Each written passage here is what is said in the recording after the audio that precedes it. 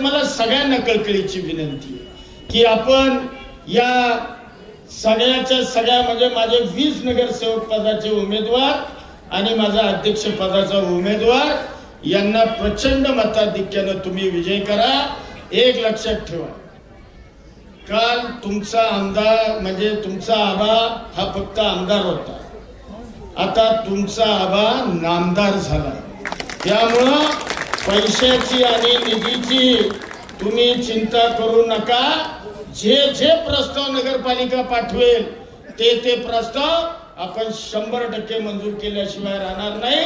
बर, राज्याची तिजोरीची चावी सुद्धा आपल्या पक्षाच्या अध्यक्षाकडे, अजितदादांच्याकडे, अर्थमंत्री आहे, त्यामुळे तुम्ही काळजी करू नका।